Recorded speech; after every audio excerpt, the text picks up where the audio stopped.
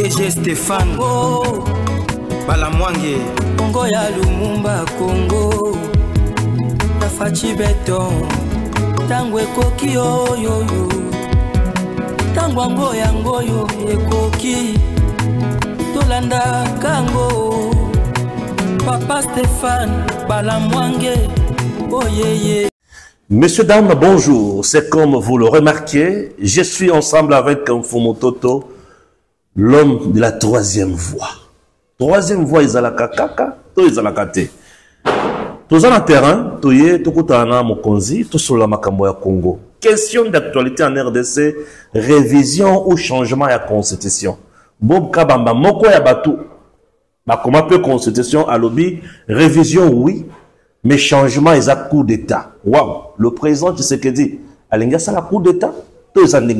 Est-ce que Fumutoto va-t-il partager ces points de vue là? Nalandi Augustin Mampouya, Mokope Yaba, rédacteur de la Constitution, à lobby 220, 217, Nyos Baolo Balobawana, Makele la Pamba. Réalité nini, échanger les lots. Bangonde Bazab incompétent, Batika Constitution. Olivier Kamita, toi, parler également pour dire qu'ils ont forcé le coup Moko et Kosimba, le camp Kabila, INC, Ayen Sassanakati à Union Sacrée, Batu et Belé, Balobi, Missou Baboy, Missou Bandimi. Fumuto topé à lobby, Nini. En dehors de ça, Tokolobe la Makambo Italie, Bidje, maman première ministre, Judith Soumino Toluka, à Longi Bitumbato à Longité, la réaction autour de Makambo Belé. Et ça, émission n'a été aussi la colonie, puisque dans le bon, président Fumutoto, bonjour. Bonjour, Ndeko Stéphane, Nasepeliming, Dengelelo, Yopo Kanisi Kengape Nazalaka Moto, Ngaïndi na Luka. Comme benga la salle, yo de barate, qu'on attend la radio tous les jours, mais dans le barabo, un jour au Kanisangai. Ngaïndi na Luka. C'est vrai. J'étais content. Merci beaucoup. Président Fumutoto, il y a une émission Tango Koki. Chez Nabiso, il y a Tango Koki RDC. Tobakisaka Tango Koki RDC et Bonga. Makambono sur Kala ici, la RDC comme un monnaie pour Namoka Nabiso et Kendeliboso. Osa le long à Tango Koki, chez Nabiso, comme émission. Il y a une impression dans le concours de la péninie Namukuse. La surprise des amis d'une émission, nayo. Oui. Otuninga, ce troisième voie, Koufi Sokezala. Sokezala, Nakamwa. Alors, immeuble au Koutingaï, ezali siège national et mondial et à troisième voie. Comme immeuble tant au Bobima, au monde à Libanda va commis la troisième voie au Congo. Ce qui peut permettre comme ça de revoir image, en illustration, à tout le monde. Plus que ça quand même un chantier, mais sincèrement, félicitations. Et puis ce côté, ils en ont pas porte à couloir, ils en ont pas porte à bureau, ils en ont partout. Les concepts marqués, ils ont chiffre 3. Ça veut dire que la troisième voie ne tombera jamais. Troisième voie, c'est magique, tout ça, c'est bien normal. Parce que quand nous y so y binga ndinga malam, c'est que troisième voie malam. So y binga ndinga mabe, c'est que troisième voie mabe. Yonde au jugé. Nabatu baranda kangai. Pardon. C'est un courant de pensée spirituelle, scientifique et politique, une première en Afrique. Parce que le problème en Afrique, l'Afrique a un problème d'homme, de culture et d'organisation. Il faut des courants de pensée autonomes. Bonzambe na biso, bomoto na biso, bomboka na lolenge na biso, sans négliger le recours au passé et l'apport étranger. Donc, troisième voie est allée. Particularité à l'émission à Liboso, il y a des journalistes à Congo à Liboso, il y a ko interviewer ngai, nan tango processus ya fondation à troisième voie, et monana, ndako nango, auditoire nango yango anomoni. Je crois qu'ils ont plus de 500 personnes assises. Oyo, to kubanda ko former batuna bo Congo. Ah, ko former batuna bo Congo. Oui, c'est nini. Vous la sabatu nini. Tant que tu dis que le problème à Congo est opposition, c'est à pouvoir. Et la société civile, les églises catholiques étaient musulmanes, étaient unité. Le Congo est dans la nyongo ya moto. Nous avons un problème d'hommes, de culture et d'organisation. Les contextes qu'il faut former. Oui. Au moins, bientôt, mémoire, il y a troisième cycle dans le campus, les titres nango ezali, les sous-développement du politique congolais et les trois moyens d'y remédier. Ce n'est pas le Congo qui est sous-développé, c'est les Congolais. À Ouandé auditoire, nous avons trois facultés, la spiritualité du développement, la science et méthode de libération et l'esprit de l'État. Très bien. Pesa va Congolais Mayelende Awa, Mouké Obisozana. Merci beaucoup. Et donc, Ami Balé, surprise Ami Balé, 3 ans dans 3 parties. Il y a les écrits de la voix, un livre tout commis. Il y a les musiques de la voix et les dessins de la voix en au monde. Et donc, comme Singaï, titre émission nous aline. Mais Nzembo Bongo parmi les hymnes de la 3e voix. Tango Ekokie. Ngonga ebelemi namboka ya baindo. Wow. Pasi na mokili minyoko ya koleka loposo ya moindo. Wow. C'est pour l'émission le peu générique na biso ezala. Ela moi avance. Kobanga la ote. Okoyoka ngo. Kobanga la ote.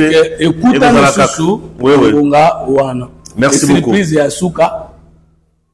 Le lenge na biso ya kotanga constitution te ya kolimbolango ekeseni na mutu nyonso asala droit pe mutu nyonso asala science politique mazana molimo wa Congo te. C'est bon, tout on a besoin d'abord la constitution. Batumba koma constitution ba télémélu président. Président le c'est une constitution des étrangers ou constitution ba koma man étranger mais batulelo ba lobby constitution koma man kisangani. Et le Kwaliboso, les étrangers, les Congolais, les Congolais, 217, 220 TP, c'est 217 pour tout. Les a compréhension, les Yango, constitution, qui jamais pour changer Yango, les coups d'État, constitution, qui pour réviser Yango, oui, mais ce n'est même pas l'opportunité. Makamouza, d'abord, est belé. Mokonza Lobaki, aucun de Makamouza, les référendums pour la constitution, yo lobby, théorie, bisabiso, ni les opposés problème. Et bah toi on a besoin de tort, on a besoin de raison, on a toute la question moulaï malamoko natike la autant. Et loko et comme ça ngai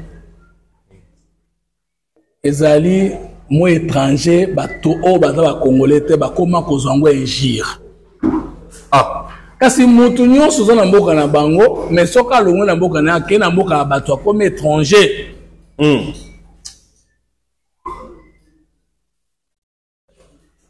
Ya liboso ngo wana.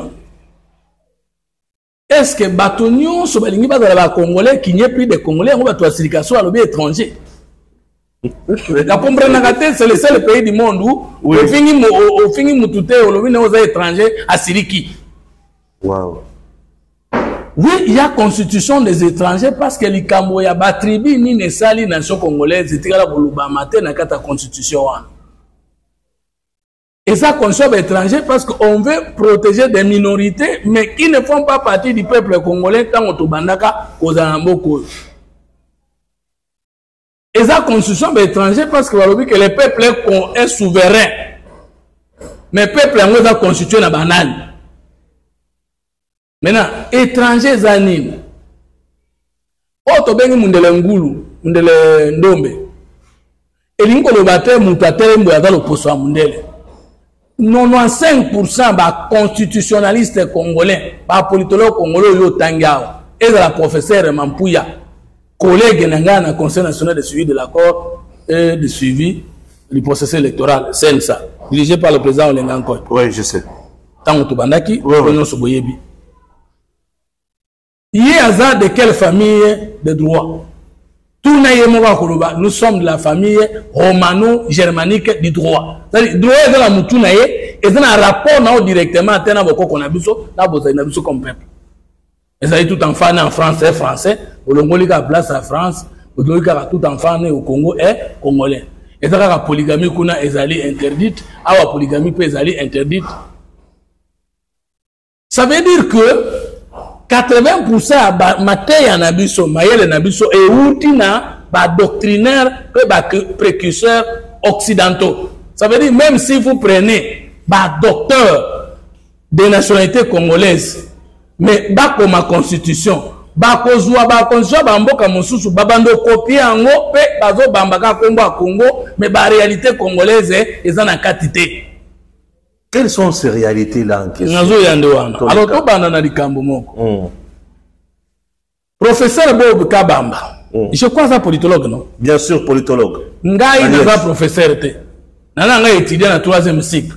Nana qui sont professeur, mais azo soigne ça des verbes, ou attend mon dans l'école primaire à quoi soigne ça.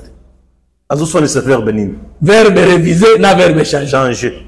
Alors ceux qui ont révisé ça va. Mais au changer d'état. Mais toute révision est un changement. Tout amendement est un changement. Professeur à quoi il a un verbe. Professeur ordinaire en sciences politiques, à quoi il a un verbe. Est-ce qu'on peut réviser sans changer? Est-ce qu'on peut amender sans changer? Selon lui, ceux qui ont révisé, ils ont l'article Oyo, Constitution et PC Ningisa ya Kosimba. Mais changer, ils ont kolongola nyonso kosala ya sika. Donc, quoi, il s'est professeur, tout là, que science sans conscience n'est que ruine de l'âme. À Sali Nanko, soit des problèmes particuliers avec Tshisekedi, soit règlement des comptes, matiki science à côté. Parce que la différence entre la science et le sentiment, c'est que la science va des faits sociaux vers la raison, la rationalité, alors que le sentiment, c'est prendre la science au profit de l'idéologie de l'intérêt et science et colacate. Donc, autant en article 218 de la Constitution, tout le monde a que confusion, professeur Bobassali, oui. Législateur mouton contredire. Pour les législateurs congolais, ils ont la bossini à disposition verrouillée, avec une révision. Ils ont la bossini à disposition non verrouillée, avec une révision. Ah, alors,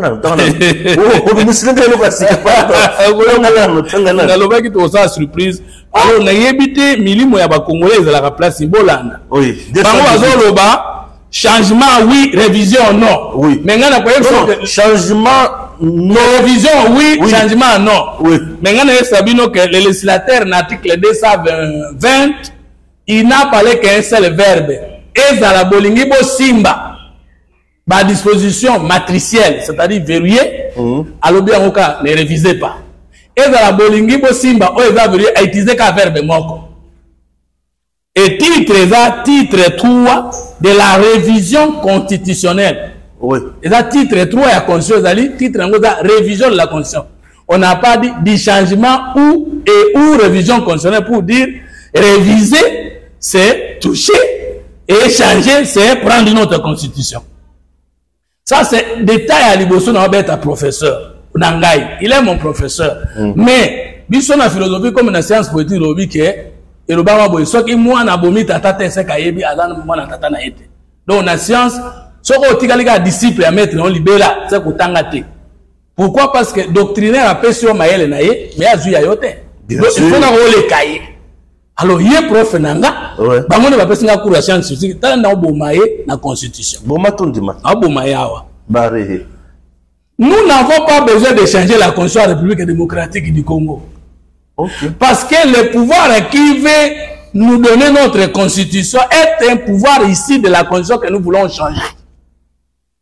Donc, tout ce que nous voulons faire, étant une institution, étant un pouvoir institué par cette constitution, ça s'appelle révision. Même si nous touchons aux dispositions verrouillées, même si nous allez-y. Même si nous touchons aux dispositions verrouillées et qu'on a un changement, révision, qu'on a un changement. Alors, tout en gagnant, révision. La forme républicaine de l'État, le principe du suffrage universel, la forme représentative du gouvernement, le nombre et la durée des mandats du président de la République, l'indépendance du pouvoir judiciaire, le pluralisme politique et syndical ne peuvent faire l'objet d'aucune révision constitutionnelle. Ça, c'est l'article 220, alinéa 1er. Mais le deuxième alinéa dit quoi? Est formellement interdite toute révision constitutionnelle ayant pour objet ou pour effet de réduire les droits et libertés de la personne, de réduire les prérogatives des provinces et des entités territoriales décentralisées. Vous comprenez que ce soit pour toucher aux dispositions verrouillées, que ce soit pour toucher aux dispositions non verrouillées, le verbe que le législateur a utilisé, c'est la révision. Nous allons réviser les dispositions verrouillées de la Constitution parce que le mot révision ne s'oppose pas au mot changement et que toute révision est un changement. Tout amendement est un changement. Professeur, corrigez dans la syllabus non bien. Parce que dans le professeur Boba Kendokota, l'encyclopédie des concepts en sciences politiques ou l'encyclopédie des concepts politiques. On comprend que, alinéa premier lobby, on peut réviser On ne peut pas réviser telle matière, telle matière, telle matière. Article 2, aucune révision est à la tête à Makambo. Donc, bah, toi, tu as opposer révision à constitution, non changement de constitution, pas en erreur. Mais, na professeur, même ceux qui ont la constitution, professeur, il y aura un coup d'état. Et un coup d'état. Alors, vous avez l'article à la fin de l'île? Et l'article 104, alinéa 2. Parce que tout est appelé professeur qui a mal compris cet article-là.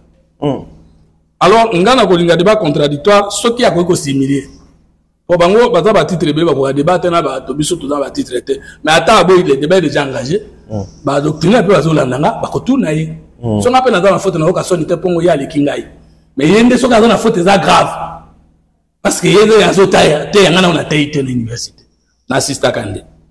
Alors, tout un article 63, Bango n'a dimboulé la baïeba. Comment on peut changer la conscience avec Tshisekedi sans qu'il y ait coup d'état institutionnel? Ok, allez-y. Même en déverrouillant les dispositions verrouillées, il n'y aura pas coup d'état. Alors, verset, dans le chapitre, il y a deux là, les articles 63 à la Constitution. 64, pardon, alinéa 2. Balobi Boye. Olim Sangaï est dans le téléphone. Oui, bien sûr. Alors, article 64. Oui. Tout Congolais. Oui. Ont le devoir de faire échec à tout individu ou groupe d'individus qui prend le pouvoir par la force ou qui l'exerce en violation des dispositions de la présente Constitution.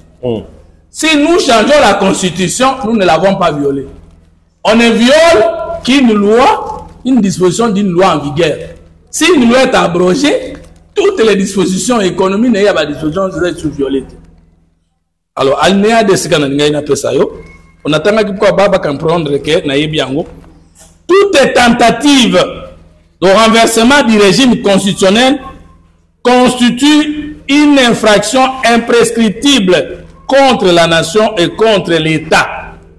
Bango bazo kanisake, le kola Tshisekedi azako exercer bokonze uti na constitution wana, soko a changer yango, yepe bokonze sa nini ekwei. C'est que bazana bobunga na eloko babengi souveraineté.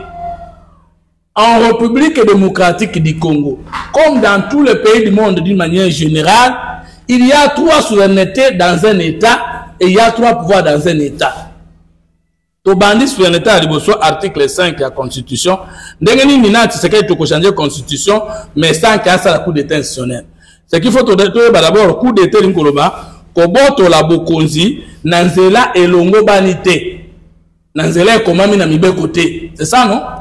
Ce que tout en article 5, la souveraineté nationale appartient au peuple. De Koubalamangue, est-ce que Abbé Chole attend l'article? Ah oui, bien sûr. Bon somi, bon kore loko, ya kolinga koteka, to ya koboya koteka, ezali na maboko ya Église catholique te. Ezali na maboko ya opposition te. Ezali na maboko ya Martin Fayulu te. Ezali na maboko ya Moïse Katumbi te. Ezali na maboko ya professeur Bob Kabamba te. Souveraineté l'Inkoloba, l'État dit une chose qui n'a pas un autre pouvoir au-dessus d'elle. Souveraineté l'Inkoloba, la capacité de jouir ou d'aliéner ce qui lui appartient ou lui est reconnu par les autres. N'était-ce que vous comprenez souveraineté l'Inkoloba, l'Ikolo na yo eloko mosusu yalité o ndako anani ya fumutoto. Est-ce qu'il y a des conditions légales conformes? Oui. Est-ce qu'il y a des conditions il est libre. Alinga Tekango, il est libre. Alinga Kabela Moto, il est libre. Sauf si le lenga alinga salela et bouki mobe koto e marché na droit à moto mosusu. Oui. Kolo constitution yonani. Peuple. C'est quoi peuple à Koufa? Maintenant, comme état constitution, est-ce que la constitution actuelle est au-dessus du peuple? Non. Entre le peuple et la constitution, on a la licolo. C'est le peuple. Comment le peuple n'a profité que ndenge zaboye au constitution na yo mais okoki ko simba yango te soko simba yango ouvrir boîte à Pandore. Est-ce qu'il y a des choses dans la zone babongo comment monseigneur même na monseigneur même na beko benga ngweza lisumu parce que la Bible dit ceci, n'appelez personne seigneur. Moi je suis pasteur serviteur de Dieu, je suis pratiquant acharné de la Bible. C'est un homme spirituel. Entre parenthèses. Entre parenthèses. N'appelez personne Seigneur. Car un seul est votre Seigneur. Abba signifie Père. N'appelez personne Seigneur. Vous avez un seul Seigneur. C'est autant que vous avez mon Seigneur. Vous avez un Seigneur. Vous avez une constitution. Quelle constitution? Peuple congolais. Bokonzi ya ko changer to ya koboya ko changer c'est pas nan ya peuple mais si yo za peuple to lo ya ko changer comme ça comme monanga c'est ko sali coup d'état populaire. Le professeur Kabamba et tous ceux qui disent qu'on peut pas toucher dans le sens de reviser les dispositions de l'UPA basali ko sala coup d'état contre le peuple. Or le coup d'état contre le peuple et les qui est supérieur que coup d'état contre les institutions. Obiso to lingo salate. Alors, tout le cas, l'article 5 Mobimba, tout le cas. On a tikinde na bandinde. Namali kamudana. Point. Tout pouvoir, vos consignos, vos cambignos émanent du peuple. Mais le peuple, on a fait le pouvoir dans l'olenge misato. Par directement émanent du peuple qui l'exerce. Vos consignos, c'est à Kolo Makbele. À Kolo Nyon, c'est à Congo, c'est peuple. Mais vous continuez à causer la Congo dans le Lenge Misato, le Lenge Aliboso, directement parfois des référendums. Oui. Yokanam. Vous continuez à dire que ce n'était pas peuple. Vous continuez à dire pas naïe. Soka Linga Salela, le Lenge Nango à causer la Liboso, ils allaient pas référendum. Andana tellement na Bob Kalam, Kabamba, Otala, sur le binote va tomber sur pour la science politique. Référendum, mais nous va que le peuple a comme la constitution, parce que c'est le verbe référer. Toutes les constitutions du monde entier, elles ont battu dans le pouvoir, battu comment mais préalablement, pour comme la constitution dans le pouvoir, on ne peut consulter le peuple dans le référendum, il faut préalablement la moto peuple à Ponaki avant que nous tout naïe. Ça, c'est ce qu'on appelle le sang de la République. Nalingi, professeur Bob Kabamba répondre. On ne peut pas, je suis opposé, la 4e République. 4e République n'a pas cause à la tête parce que première est cause à la tête, deuxième est cause à la tête, troisième est cause à la tête, quatrième est cause à la tête. Pourquoi?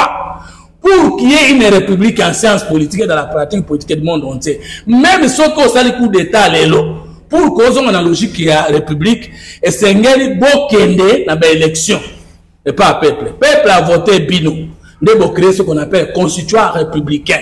Constituant républicain, c'est-à-dire le président élu, le premier ministre issu de la majorité, le président de l'Assemblée nationale du Sénat, basali constituante. Bangonde va instituer commission. Commission constitutionnelle, ou en proposition de projet à constitution, bateau va ponaki na peuple. Nde va instituer commission.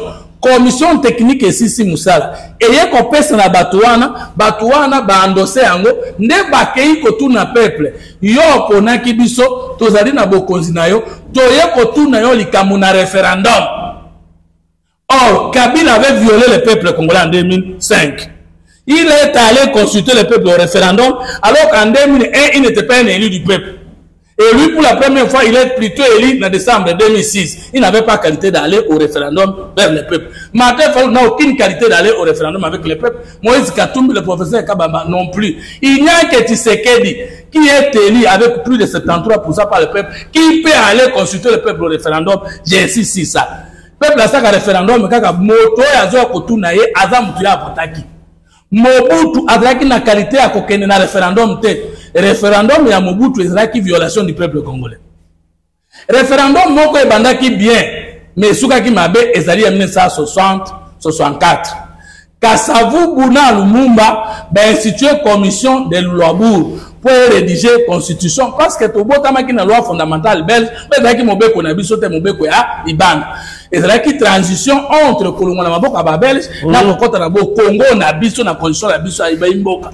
En tout cas, encore, professeur Bob Kabamba, une raison de plus que depuis 1960, depuis la loi fondamentale belge, aucun élu n'a appelé le peuple au référendum et donc toutes les conditions de la Kanamou Zahaba, ça c'est la raison politologique. Maintenant, tant que Kassabou a institué commission, il y a une alors moi le commission a checké na commission a checké ya yemoko si manango tango commission ne sisi musala constituante quoi assumer sous parce que l'élu du peuple Lumumba qui avait la majorité parlementaire était déjà la condition de son toyib et quoi Mobutu et quoi Tilelo, totika pour la République était parce que il n'y a jamais eu un élu qui a consulté le peuple congolais. Maintenant, deuxième modalité d'exercice du peuple pour tout caquette ou ça la coup d'état institutionnel. Alors, deuxième, tout pouvoir émane du peuple qui l'exerce directement par voie de référendum ou d'élection ou indirectement par ses représentants. Combien de peuples à ça la bonne souveraineté naïe, pouvoir naïe existe de trois façons. Bah consulter un référendum. Le référendum est une constitution union sur les États-Unis et dans la France. Et dans la changer yango, et dans la réviser yango, et dans la amender yango, et dans la pouvoir de basala. Et dans la constitution mon côté mon opposition à ça, et dans la constitution mon côté mon société civile à ça.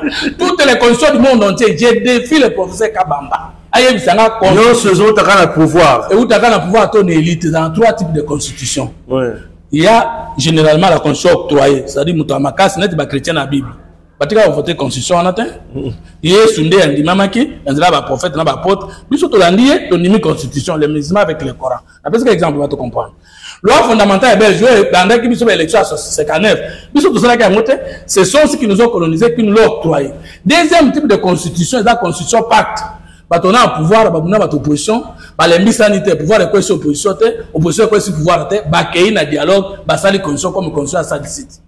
Il y a les 18 février. Là où tu vas c'est une constitution pacte où tu as peuple été.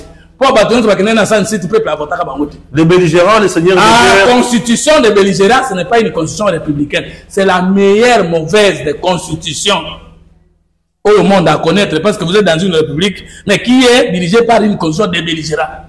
Ouais. C'est trop grave. Mais je ne vous dis pas le contraire. Dans les politologues, mon cas, sentiment contre la science politique contre Dingay. Wow. Tous les délégués de la San-Site, pardon, je m'excuse. Non, non, tout mon côté. Non, société civile va kenner ndenge na bango, opposition armée va kenner ndenge na bango, opposition non armée va kenner ndenge na bango, pouvoir de Kabila kenner ndenge na bango, parce que les constitutions, toi acte constitutionnel de transition et comment écoute na kati ya là non. Il n'y a pas na mokili oyo écoute na constitution à mabel ou la constitution. Oyoki ke ba violer peuple, la fingi peuple, la tioli peuple. Alors maintenant tozongi, troisième type de constitution c'est la constitution référendaire. Constitution référendaire c'est constitution à république ou sali que constitution zaliwana, ce sont les élus du peuple qui ont proposé ou projeté une constitution mais qui par référendum a été acceptée par le peuple. Ne ba bengi constitution référendaire.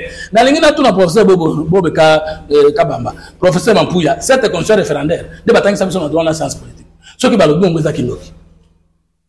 parce que Kabila est allé au référendum étant non élu du peuple.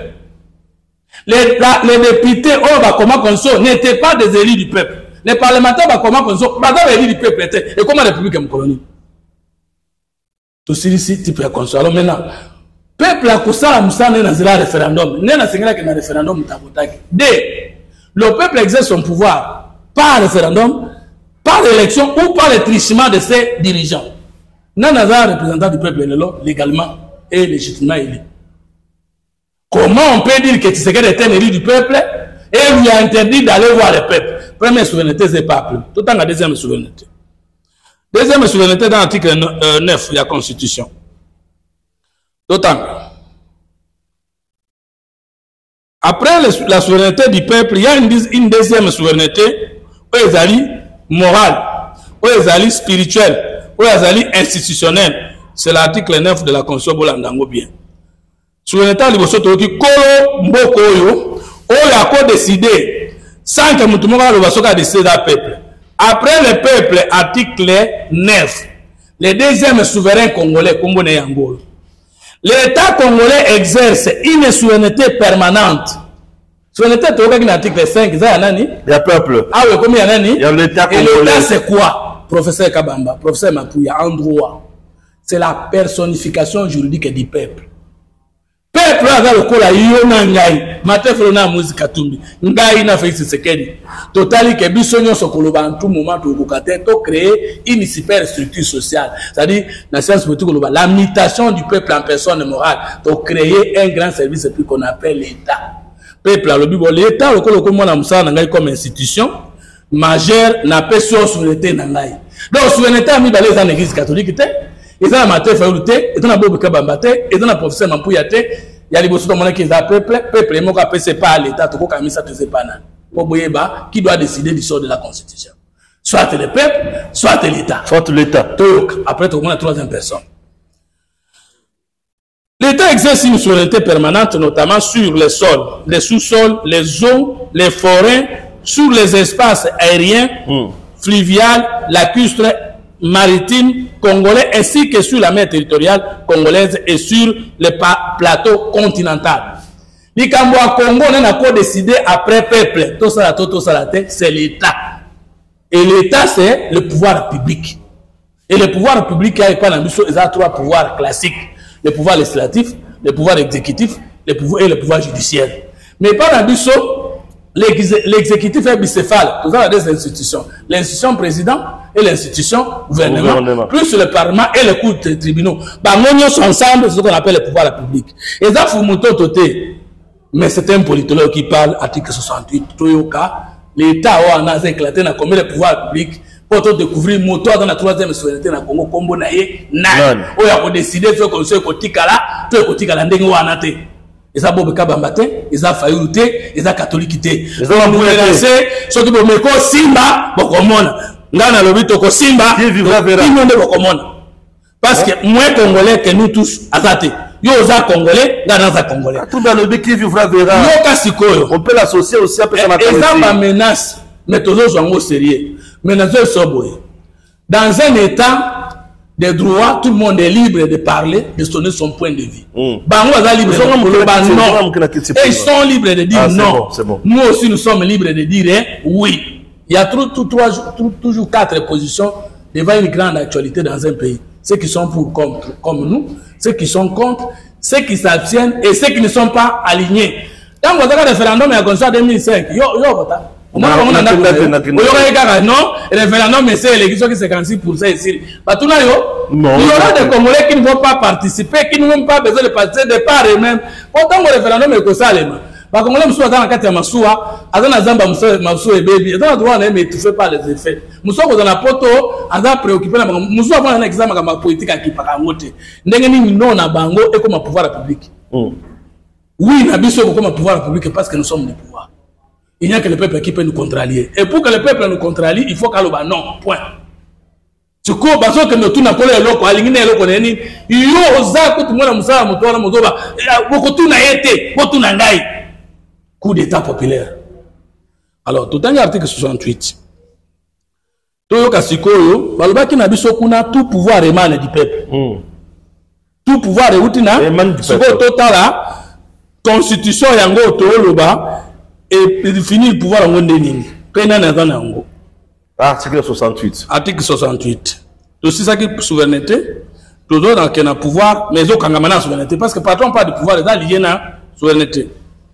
Article 68 de l'Obiboy. Titre Nango, Yango. Titre 3 de la Constitution. De l'organisation et de l'exercice du pouvoir. Il n'y a pas plusieurs pouvoirs dans un État. Il y a un seul pouvoir politique qui est public. Même un élément constitutif de l'État, la définition en droit, comme en sciences politiques aussi, l'État est décliné par 4 éléments. L'espace, c'est-à-dire Mabélé Nabino, les peuples, c'est-à-dire Bino Moko Baimboka, les pouvoirs originaires, c'est-à-dire Dengue Nabino Moko, c'est décidé, dans le peuple Nabino pour organiser le pouvoir, dans la reconnaissance internationale. Mais tout le monde, c'est quoi le pouvoir? De l'exercice et de l'organisation du pouvoir, c'est-à-dire chapitre 1er. Des institutions de la République. On comprend déjà que la sous-section ou les sous-sections de l'énoncé pouvoir, ce sont les institutions de la République. Est-ce que nous découvrons souveraineté? Le président de la République, l'institution de l'État, pouvoir l'État, l'institution, c'est le pouvoir exécutif, première section, l'institution, président de la République est la personne qui anime cette institution qu'on appelle le président de la République. Là, on a tout comprendre. Son État, il faut appeler ça qui n'a pas. Il y a mis dans l'État. Il y a mis ça qui appelle ça président de la République. Deuxième, le gouvernement. Troisième, deuxième, le Parlement, je m'excuse. Premier, c'est le président. Deuxième, le Parlement. Troisième, le gouvernement. Et dernier, du pouvoir, c'est les cours et tribunaux. Le pouvoir public est abordé.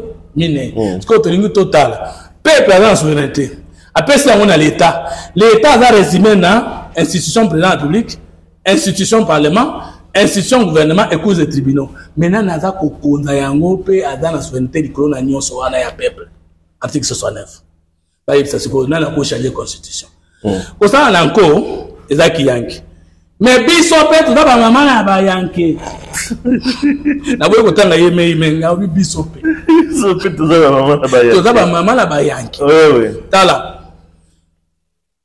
yoka landa ngai nazoka le président de la République est le chef de l'État. C'est l'article 69. Oui, il a dit 68. Souveraineté de l'État pas nani et pas peuple. Peuple après c'est nani dans l'État. Mais là beaucoup à l'État. C'est tout comme la souveraineté bon. Il va les pam. Il y a les peuple, il va les chef de l'État. L'État en est dans la chef de l'État. Ouais. N'est-ce pas tu comprendre. Dans le 69. 69 il y a moi dans article 5.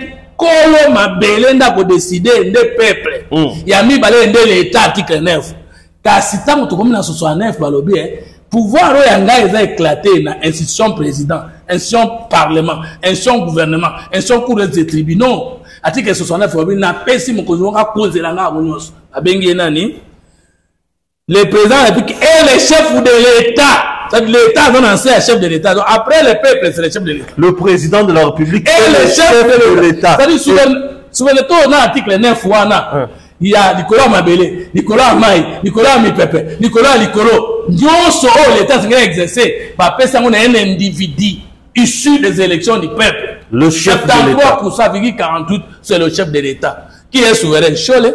Qui est souverain? Bon, ben, qui est souverain? Fayoulou. Mais souverain, c'est Tshisekedi. Donc, pour le moment. Mais, tant que dans les Nations Unies, qui transporte, qui porte la souveraineté nationale congolaise dans l'Organisation des Nations Unies? C'est le président. C'est le chef de l'État, c'est le président de la République. Ouais. Mais, tant là, nous sommes comme la séance politique est très profonde. Balobi Boy. Le président de la République est le chef de l'État. Vous voyez, le président de la République. Pour pouvoir les royauté et outil na peuple. Parce qu'on peut être chef de l'État sans être président de la République. Le roi belge est un chef de l'État, il n'est pas président de la République. Mais le président français est aussi président de la République. Le chef de l'État français est président de la République parce que la Belgique est un royaume. Ce sont les Belges qui ont accepté avec la proposition de leurs dirigeants. Nous pouvons aussi décider de faire du Congo un royaume. Si le peuple accepte, et vous dans le royaume. Si le peuple refuse, et vous dans la terre. Alors, maintenant, Balobi, le président de la République, est le chef de l'État. Or, souveraineté à peuple, après ça, qu'on a petit frère de l'État. Mais à Benguele, grand frère, yo, l'État en est après yo. Mais la tini mokambina yo, on a voté. C'était ce que tu comprends d'harmonie, ça dans la carte à conscience. C'est pourquoi la constitution, le chef de l'État dans le pouvoir, rebelle dans la constitution. Nous avons changé la constitution pour le chef de l'État dans le pouvoir. Nous avons changé parce que nous avons un bon somme na biso. Nous avons Kolongola. Et ce n'est pas Kolongola. Il représente la nation. Regardez l'article 5. La souveraineté nationale appartient au peuple. Mais qui représente cette nation? C'est le chef de l'État. Et le président de la République. Il est le symbole de l'unité nationale. Bon, moi, quand on a unité, il assure pas son arbitrage. Constitution comme chef de l'État arbitre. Il y a peuple. Le fonctionnement régulier des pouvoirs publics est dans le pouvoir. Au Babengi, institution président, parlement, gouvernement, cause des tribunaux. Moi, tout dans mon continent, on a exercé sur l'État après président chef de l'État. Ainsi que la continuité de l'État. Il est le garant de l'indépendance. Si le Congo est indépendant, mon temps de indépendance, c'est le chef de l'État. Ce n'est pas l'État. De l'intégrité nationale, et de la souveraineté nationale et du respect des traités et accords internationaux. Nous avons combien de souverains? Nous avons 3 souverains. Le souverain primaire, c'est le peuple. Le souverain secondaire, c'est le chef de l'État. Et le souverain tertiaire, c'est l'État. Ce que tu as changé de conscience, tu as tout nani. Article 149. Le chef de l'État est président de la République au Congo, a un pouvoir politique, a un pouvoir, d'abord pouvoir politique, c'est le président de la République. a un pouvoir législatif parce que c'est lui l'autorité morale ou le chef de la coalition de la majorité au Parlement, article 78. Le président de la République nomme le premier ministre au sein de la majorité. Parlementaire. Il y a dans l'institution président, et dans membre du gouvernement, qui convoque les conseils des ministres et le président. C'est le président. D'après cette constitution, chef de l'État, a représenté le peuple. Dans l'institution, il y a c'est l'institution président. Mais l'institution parlement, il y a un nommé premier ministre dans la discrétion de l'article 78. Ce qui, à la majorité, a la coalition, après sa personnalité, informateur, premier ministre, mais tout le monde a cours des tribunaux. Oyoka, le pouvoir exagéré du deuxième souverain dans la Constitution. Article 149. Il y a conçu le Biboy. Pour Yeba, qui est le deuxième souverain, après le souverain primaire dans le Congo, c'est le chef de l'État, Ndena Salibino, moi, geste pour vous comprendre. Et je crois que bateau à bonne volonté, bateau à bonne foi, et surtout les étudiants, pour ça qu'on approfondit, travail, la mémoire, bango, comprendre, yoka papa. Le pouvoir judiciaire est indépendant du pouvoir législatif et du pouvoir exécutif.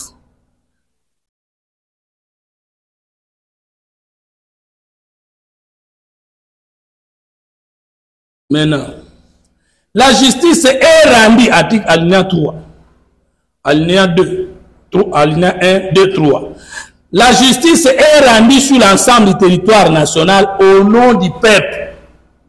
Bosembo et Kokata Manamboka Mobimba na cour de tribunal na komba nani? Il y a peuple. Mais sirité, alinéa land. Les arrêts Kokata Kokosambisa na kombo ya peuple. Mais Kokata likambo na kombo nani? Petit frère na grand frère. Vous comprenez déjà? Kosambisa na kombo ya peuple. Les premiers souverains. Mais Kokata makambo na kombo anani? Na kombo ya Shode. Na kombo ya Fayulu. Na kombo ya Mapuya Toyoka.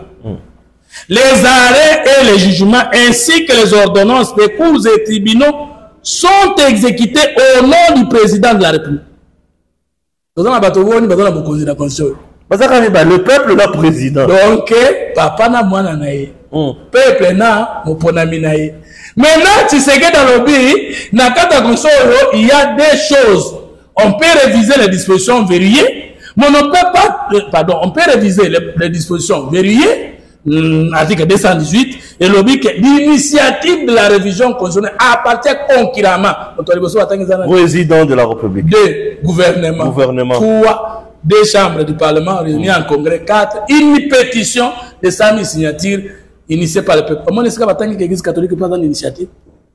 Comment est-ce que l'Église catholique prend ça? Comment est-ce que l'opposition? Elle va couper sa constitution, elle va changer, elle va modifier, elle va construire au Congo, elle va aux États-Unis, quand elle va dans le pouvoir de Bassara. Ce que tu sais que nous avons bobé nabino, bisonde, Abécho doit nous respecter.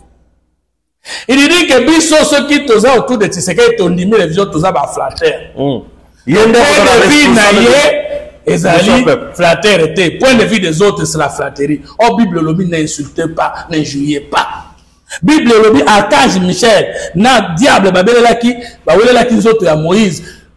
Archange attaque quoi ça élevé la dignité à finga qui diable était. Pour nani ni azo finga biso so to ba diable. Voilà, quelles sont les réalités qui poussent le président Tshisekedi? Il y a Koluka Kokendeliboso, il y a peuple qui est le souverain. Pour adapter la constitution à la réalité. Quelles sont les conditions qui demandent au souverain secondaire d'aller vers son grand frère? Toute la question que tu parce que tu as 3 souverains. Le peuple. Souverain mis le chef de l'État, souverain mis ça toutes les institutions de la République. Merci beaucoup. Bon, quelles sont les raisons qui poussent au deuxième souverain, n'est-ce pas, qui est le président de la République, à tendre vers le premier souverain, qui est le peuple, pour adapter la constitution de la réalité? Quelles sont ces raisons? Est-ce qu'on peut s'agir d'une entreprise, à tendre na patron na ye, makambo nenga kuta na kokoso na msala zo salela ye? Non, impossible. Tu sais que des gérants, patrons et peuple. entreprise wana eza bango maintenant à l'état bato misato ye moto azokamba moni koko sababi nazokende otuna kolo biloko awa yo ozoloba kolo biloko wana na droit te ya kokabela moto est-ce que oza normal asimbi malamu ko dire ya mandat neti par exemple dire ya mandat kasi peuple nde kolo constitution aza au-dessus ya constitution bango bakende nde koyebisa peuple ke ondima te obatisela président ya république Nicole mais soki peuple ye moko moto atindaki kotekela ye biloko kosala ye musala Félix Tshisekedi aza mwana musala ya peuple ya yambo na Congo akepa mokonzi na manda opesa ye ngai na kutu kokoso awa tala biloko batie kuna ebomu nkoko na yo biloko batie kuna ebomu mosolo na yo biloko ata bakangi balobi ke yo mutu kanga derrière peuple mutaveria te ezaka pouvoir mutaveria na opposition parce que eza constitution de belligérant maintenant peuple alobi oui na ndimi toke na 7 ans yo ozolela na nani yo ozopekisa nani mais soki tokende soki boyebi ke peuple wana yokelaka Tshisekedi te asa suna Tshisekedi te mais tika bito kendo tuna ye bino boyebi ke kuna bozama makasi bosani bokundi makende est-ce que nkoi akoki koboya abunda na zama yo moto non kwa yebi ke zanda kona est-ce que mbu akoboya akeno bunda na mai eze pa na bango yo za muta mukili moto oyebi singu buto okende bunda na mai alobita na bunda kuna te akolo ba tokene mbambo parce que yebi ka ata oyebi nage ndenge nini okukana ete soki bango za très populaire pourquoi ont-ils peur d'aller consulter le peuple et soki bango za ba démocrate comment bazo kangisa bato munako bago tuna peuple non balobi la CENI la cour constitutionnelle nous soit ezali sous manipulation ya président Tshisekedi référendum esalemaki oyo et bimaki kutu ya 2005 avant la sortie de la loi référendaire bongo CENI o epesa kato référendum epesa ko ezalaki ya pouvoir te kaka Tshisekedi ndiza pouvoir te na surtout donc ya Kabila koma ya nzambe est-ce que l'église catholique andimaka référendum ya constitution est-ce qu'il dépêche andimaka référendum ya constitution est-ce que le chef de l'État se contredit? On dit aujourd'hui le président Azoko c'est la constitution mais ils ont promis incompétence à la tête de l'État. Ce n'est pas ça le débat. Gouvernance n'a rien consort. Bachanjaka constitution selon les visions des hommes politiques toujours au profit du peuple. C'est ça le problème. Toyokana. Bango Azoko c'est la biso mabe. Article 220. Kabila a changé en route. Kabila a fungula en mémoire. Ah, Fumutoto, président, Kabila a révisé la constitution en 2011 avait touché aux dispositions verrouillées. Je demande à tous les Congolais de réfléchir comme moi. Avant de réviser la constitution, les chefs de l'État n'avaient aucun pouvoir de révoquer ou de suspendre le gouverneur des provinces. Oui. Actuellement, avec cette constitution, le chef de l'État n'a pas le pouvoir de suspendre le gouverneur des provinces. Même le ministre de l'Intérieur va suspendre Bango. Le ministre de l'Intérieur va suspendre le gouverneur. Et comment Bongo? Et ce qu'on a dit, c'est que Kabila, en révisant la constitution, avait toujours disposition verrouillée. Pour ça, qui est dit. L'église catholique est là, moi, c'est catholique, est quoi? Deux, constitution lobby, aucune révision, article 220, alinéa 2, ne peut réduire les prérogatives des provinces. On a prérogatives des provinces, chaque province a doté dans des organes. Organe délibérant, assemblée provinciale, non, organe exécutif, dans le gouvernement provincial. Dans le chef de l'État, comment suspendre, peut révoquer, même le ministre de l'Intérieur, comment suspendre le gouverneur, va toucher la prérogative de la province. Va toucher. Kabila a touché à côté. Ah, il a touché. Il a touché. On a une poignée. Quand il y a le peuple, pas la constitution. Tu sais qu'elle, on va bien abino. Deuxième élément. Ce qui Kabila n'a pas révisé en touchant aux dispositions matricielles 2011, comment a-t-il nommé les commissaires spéciaux? Comment il a constitué? Ah, et c'est quand même de la bagatelle. Ah, au moins, c'est le mot comme. Les commissaires spéciaux. Et c'est l'église catholique a quitté. Biso la majorité, tout est comme Koloba. Pas de révision, nous changeons la constitution. On appelle Biso Peto Sumuka. Nous n'allons pas changer la constitution, nous allons réviser, et réviser veut dire changer. Et nous allons réviser et les dispositions non verrouillées et les dispositions verrouillées parce que c'est question d'aller voir le peuple qui est le souverain. Il n'y a pas coup d'État. Pourquoi Yokamba? Yoka Suko Dengeni et Kosalema sans coup d'État. Tant que tu as révisé la constitution, tant le peuple n'a approuvé en gros, dans le référendum, tant le mauvais qu'on a promulgué dans le chef de l'État, totalement la constitution. Il y a 2006. Pendant tout le temps qu'on est en train de consulter le peuple, qu'on est en train de battre les lois référendaires, tout ça, c'est toujours la loi, la constitution ici qui est en vigueur, non? Dès que le peuple dit oui, pouvoir de quoi est pas nan. Ils sont pas nan, non? Et le peuple a dit oui, nanan. La moto, il y a le pouvoir de voter. Où était qu'on ta place? C'est qu'on est absence de pouvoir dans combien de secondes? Et ça, dans la seconde de mon côté. Et dans la seconde était parce que celui qui consulte le peuple a encore le pouvoir du peuple. Et le peuple va se prononcer sur le pouvoir qui est exercé avec l'ancienne constitution, mais sur son type. Mais on veut. Pour des parce que la minute, parce que le peuple va rupture. Oui. Pour qu'il y ait coup d'état, animateur avec les bossos, et Kangami. Ouais. Kangami, na 24 heures, na 1 heure, tu sais qu'il a sa légitimité, sa légalité quand tu consultes le peuple. Maintenant, le peuple a son pouvoir de dire oui sur son Tshisekedi. Et quand il le dit oui, mais changer la constitution, mais il va promulguer ici. Coup d'état, quand il place lui. Qui va exercer le pouvoir pendant qu'on consulte le peuple? Qui? Le professeur Bobin? Le professeur Mapouya? L'enseignant noir à croire et noir à raisonner. C'est ce que nous faisons comme. Ou le Bamakamoun, c'est ce que nous biso za bandimité wa soso talande ko bozo tu na biso to ko changer nini oh nous nous connaissons lobi non toujours que na commission kala mingi te ce qui toke na commission ne to ko zonga ko yebisa bino tala il serait aussi souhaitable mokonzi na commission na acha bato lokola bakatumbi ba fayulu pe na kati wana po makele na bato 5 pe otoyeba na bato nyonso la congolais mais bango pe ba faire partie mission na biso sikoyo ya liboso lelo nga na sengi mokonzi mboka ngai Fumutoto mwana musala peuple après yo la communication ngai na métier mokonzi communiquera bien ngapi na communiquera bien oui institutionnel était ngolo bananga te que na porte pas chef de l'état non communicateur de la république il y a le président de la république ngana za mokonzi ba communicateur de la république dans ça c'est un lobby et quand c'était président de la république communicateur de la république non institutionnel bien entendu nazato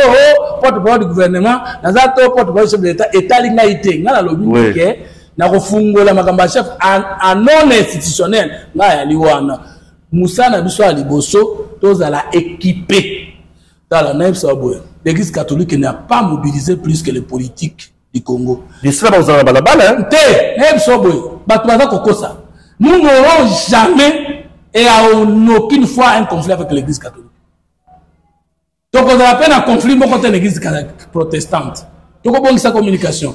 L'église catholique est la politique. Nakat l'église catholique le message est l'évangile. Nakat au monde et l'autre c'est ça va caloter nous salut foi na bango la Bible et la culture. Ba dogme na bango. Parce que par exemple les dogmes de la mariologie. Voilà, tous les catholiques sont d'accord que Marie est née vierge, abota vierge, alingana mobilité, akufa est enlevé, azana lola, azobon de la pona bato premier à mon anaï. Ça c'est un dogme catholique. Tous les catholiques sont d'accord. Mais tous les catholiques ne sont pas des socialistes, même en France. Tous les catholiques ne sont pas des libéraux. Tous les catholiques ne sont pas membres d'un seul parti politique dans tous les pays du monde. Or, question à cause de la oui, il y a oui, non pour la constitution, il y a question à positionnement politique. Bato yi de PSB bato na catholique te bato ya PPRD bato na catholique te bato ya parti bato na catholique te non ne confondons pas l'église et les partis politiques. Il n'y aura jamais conflit entre les pouvoirs de Tshisekedi et l'église catholique parce que l'église est apolitique. Tous les monseigneurs, les messeigneurs ne sont pas opposés au chef de l'État. D'ailleurs, directeur de la maison civile, Papa Moutebo Akoufa qui paie à son âme. Avec le président catholique, il était opposé. Il n'était pas opposé. Non, il y aura un conflit que nous attendons au moins entre le pouvoir et certains prélats catholiques politiciens cachés. Voilà tout le monde parce que bakoya na la belle politique va okuta biso la politique. Bakwa ça la politique te, ça la combattre sur la politique. Ndengina biso boy. Tant l'automobilisa ka battu contre le changement de la constitution na Kabila le 15 janvier 2015. L'église catholique a la carte. Il dépasse pas de la carte. Qui a dit que est-ce que Piso, José Makila, qui a dit que ce pays appartient au prélat catholique? Le prélat catholique va bundisa Mobutu Balonga était, il est le pouvoir 32 ans. Va bundisa Mouze Baboma était, Akoufa Kina, Makamba Basoda, va bundisa Joseph Kabila. Joseph Kabila a foulé au pied la constitution des dispositions guerriers parce que au lobby mandat chef de l'État article 72 à combien? De 70 à combien? Les mandats chef de l'État est de 5 ans renouvelables. Une seule fois. C'est que Kabila a compté qu'il y a 2001. Tolongoli mandat wana qu'il y a solo, ils ont quitté Toyokanaki, ça va. So à comment qui Kobima na pouvoir en 2018, même Baxter combien d'années? 2 ans. Église catholique ça wana te. Assigné na bango accord.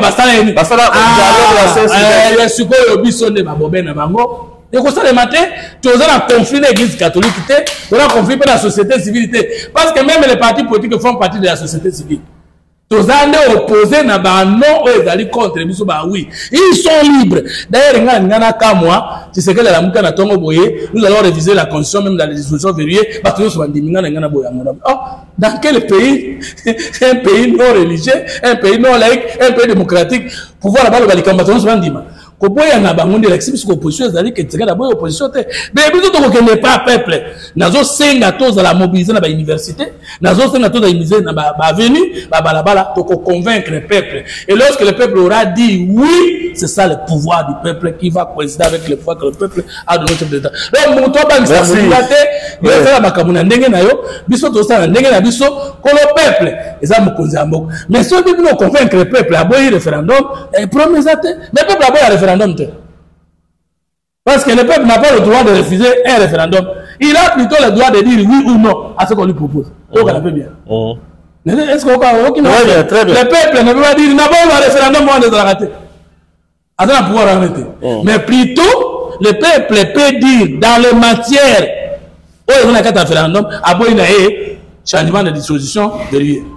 De conclure, merci bien. La révision est un changement. Ah oui.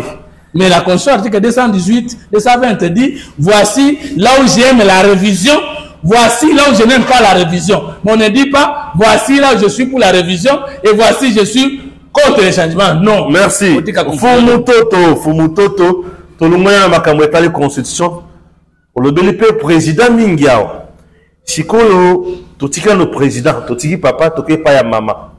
Maman. Le président, le peuple. Peuple souverain. Président, par exemple, pour moi, parmi les souverain. Merci. Alors, ce qu'on a créé, pas maman. Maman, ou azali moko na souveraineté. La souveraineté parce que Tangami Kuna, il y a un patronné l'institution troisième. Très bien. Merci beaucoup. Ouais.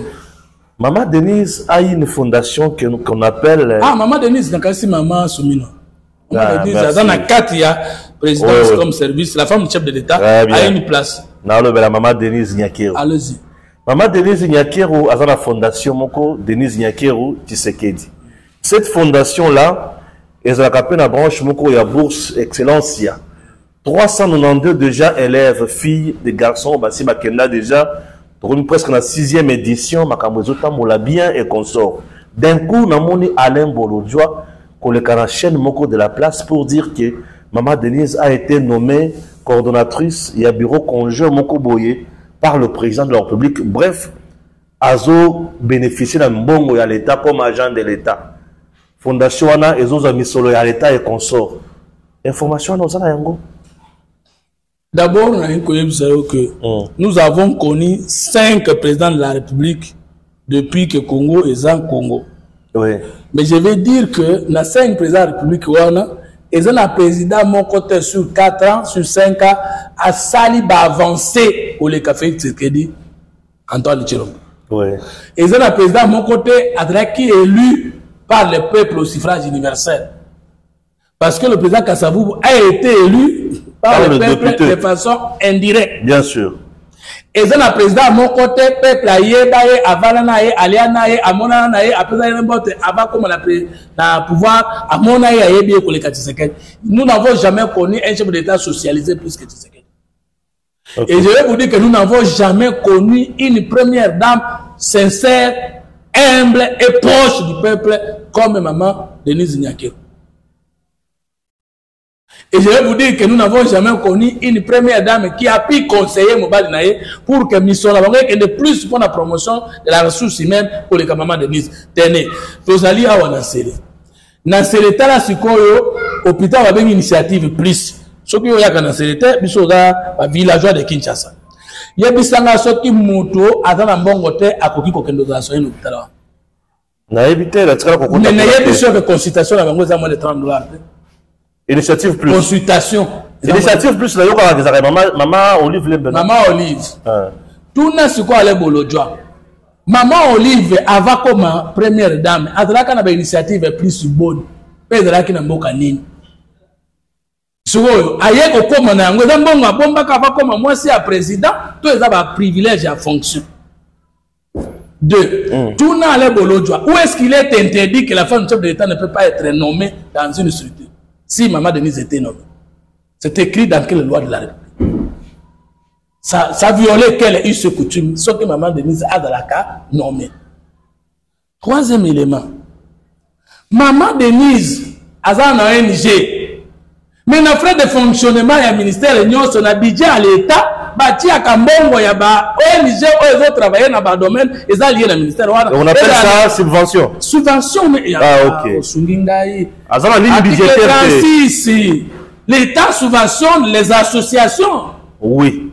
Ils ont travaillé dans le caractère utilité publique. Une fondation, c'est quand on a la fondation bien sûr. Mais ceux qui va programmer, quand on a la programmation, et ben dans le mois de mars, mois d'avril, il y a une association, il y a une association, il y a une agriculture, pêche et élevage, il y a une subvention dans le ministère.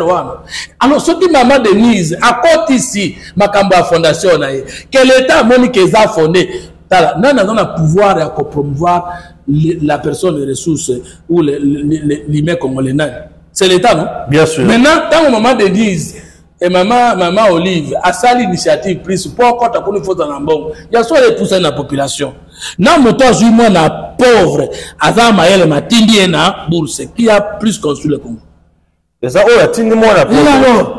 Mais une fondation est allée œuvre d'un individu, mais qui requiert la qualité d'utilité publique et l'État a l'obligation. L'État coûte à Soumaka les simples asbel.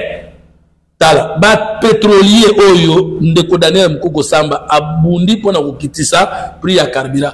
Ozo mona te que l'État a foutu à bango, manque à gagner. Bien sûr. Nandenge ba kitisi. Donc, pétrolier, on a des étrangers. L'État pitié de lui parce que la Moussa Mboka a la perte. Et ce que moi c'est à Mokonzi, qui est de plus du Congolais de l'Okola Yona Ngaï, de père de la mère congolaise, et à celle loko pour Sunga Mboka de Liboso. Même parce que moi je n'ai pas de preuve que Mbongo est dans la fondation et où Takana gouvernement. Dans l'opinion, au cas où il est démontrable que Batien a ligne budgétaire comme fondation.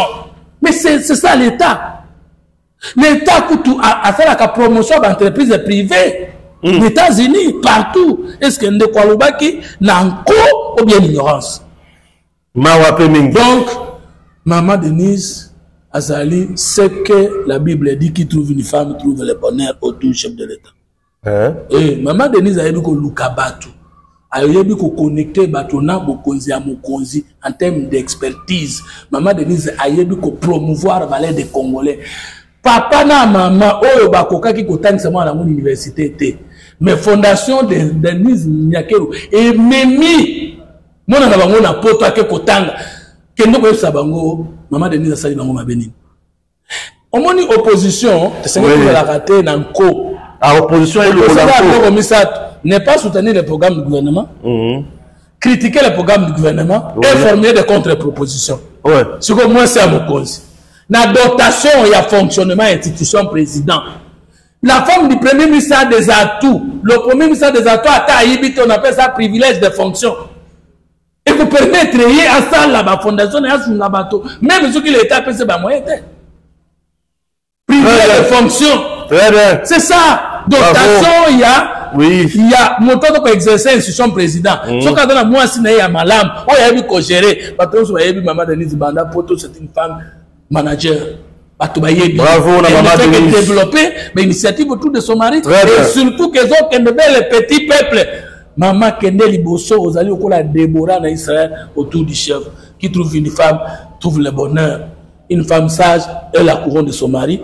Dixit, Fomoto, en faveur de maman Denise. Merci beaucoup, messieurs, dames. D'ici là, Chitembombo, nous sommes dans le Kasaï central, précisément à Kananga. Misala Ezo Bandakalate, selon l'information à ma possession, équipe, il y a professeur Famba, au bazo sala l'étude de faisabilité pour la maïwana, pour la chitouana, bakozala d'ici là na Kananga, pour baye banini ya kosala. Peut-être dans un mois, Misala Kotiko Banda, puisque Bakoki copie ça déjà, ba donner na bango. L'information à ma possession, yangoana, et vous devez savoir que en serre aujourd'hui, à la DGA, M. Damien, un monsieur intelligent que j'ai beaucoup apprécié. Dans vision, il y a Chitembombo, le président Tshisekedi, il y a solo, Azolinga, Asunga, Penza, Kasaï central, et comme un paradis terrestre dans Congo, en réalité. puisque nangambo wana ezana cité moko kotongama ezana bilanga moko kosalema et kozala makambo moko ya kitoko makasi. À ce niveau-là, nous devons dire merci beaucoup à président Félix Antoine Tshisekedi Tshilombo, merci à Anser et merci à promoteur financier qui est un privé honorable Aimé Mongo. Merci beaucoup également à Dynamique Chitemombo qui fait un grand travail sur le terrain pour ko Sabato Bakeneli Bosso. Bongo ba détracteur nyonso. Tozana bino lisu likolo lisu puisque bino bulukaka kaka bagen na bino.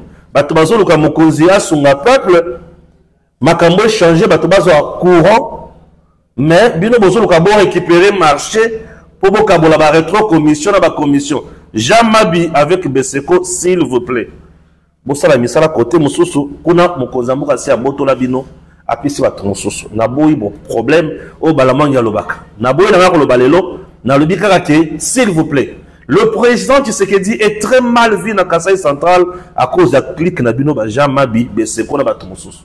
Cette fois-ci, tous en a posé ma camouflage et qu'il chef de l'État, ceux qui appellent confiance, il n'y a pas aux yeux confiance, dans deuxième degré, il y a peuple congolais. Ce n'est pas n'importe qui où a bénéficié de la confiance du chef de l'État. Merci beaucoup. Merci, na président Fumutot. Merci, na batunyo so balandi biso, na banzi était de temps à autre, Trobanda Koluka, président Fumutoto, pour tout ça, des émissions, moi et Belé. Logo locali singai. Mais sur la salle à ma bénine. Soit la ténité, ça la bénine vraiment. En tout cas, on a été édifié. To yoki ba révélation mususu na matali constitution pe na mboka na biso bandeko Congo eza ya biso to bunda pona Congo poto kende liboso. Le patriotisme et la méritocratie wana eza des lignes éditoriales na biso. Nzamba batela Congo. À très bientôt. DG Stéphane Balamwange Congo ya Lumumba Congo Tafachi Beton Tangwe Koki yo Tangwango yango yo ekoki Tolanda Kango Papa Stéphane Balamwange oh yeah yeah